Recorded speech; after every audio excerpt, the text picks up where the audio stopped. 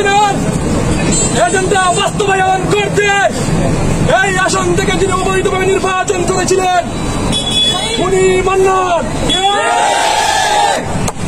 জগন্নাথপুরবাসীর পক্ষ থেকে এই দৃষ্টান্ত শাস্তি ফাঁসি চাই। বিলম্বে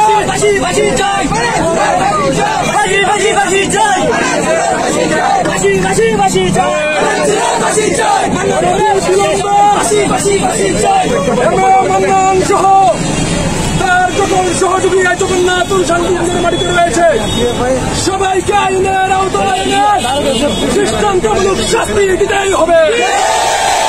অন্যথায় জগন্নাথপুরের ছাত্র সমাজ সাধারণ জনগণকে নিয়ে এই জগন্নাথপুরের রাজপথ দখল করবে।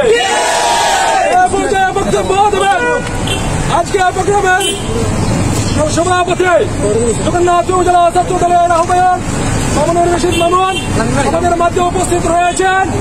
জগন্নাথপুর পৌর ছাত্র দলের আহ্বায়ক সদস্য সচিব ছাত্র দলের আহ্বায়ক সদস্য সচিব এবং সবাইকে আমরা ধন্যবাদ জানাচ্ছি। মামুনুর রশিদ মামুন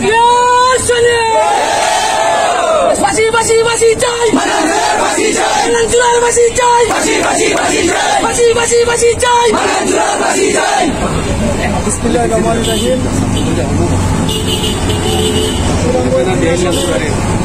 সাবেক মুনসুর এমপি জনাব মান্নান সাহেবের শাস্তির দাবিতে আজকে জগন্নাথপুর উপজেলা পৌর কলেজ ছাত্র দলের উদ্যোগে এবং বিভিন্ন ইউনিয়নের নেতৃবৃন্দদের উদ্যোগে আয়োজিত আজকের এই বিক্ষোভ সমাবেশ শেষে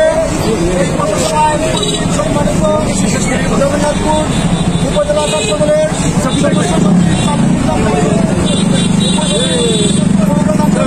আহ্বায়ক ইমন, পৌর ছাত্র দলের তুহিন আহমদ, কলেজ ছাত্র দলের আহ্বায়ক রুহুল আমিন, কলেজ ছাত্র দলের আহ্বায়ক উপজেলা আগত ছাত্র দলের সভাপতি সেক্রেটারি সহ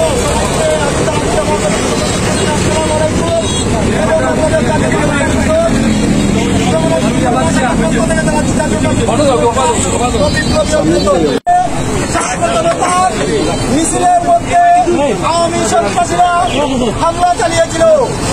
আমরা জানি এই হামলার নির্দেশদাতা যেহেতু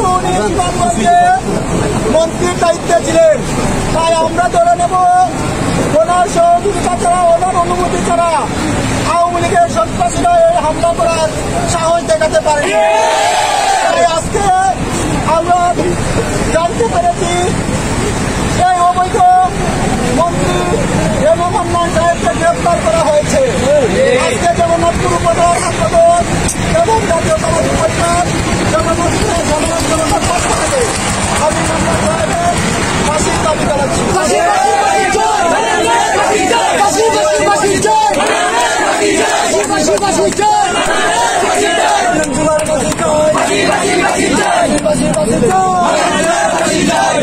এবং এই মান্নান সাহেবের হুকুমে যে বাচ্চারা আওয়ামী লীগের সন্ত্রাসীরা আমাদের মিছিলে হামলা করেছিলেন তাদেরকে দ্রুত সময়ের ভিতরে আইনের আওতায় এনে শাস্তি দেওয়ার দাবি জানাচ্ছি।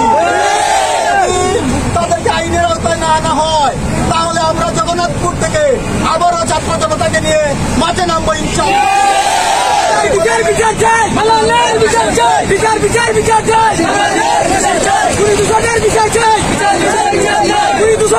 চাই, বিচার চাই। পরিশেষে শেখ হাসিনা সহ আওয়ামী লীগের সকল দূষণদের শাস্তি দাবি করিয়ে আমি আমার সংক্ষিপ্ত বক্তব্য এখানে শেষ করছি।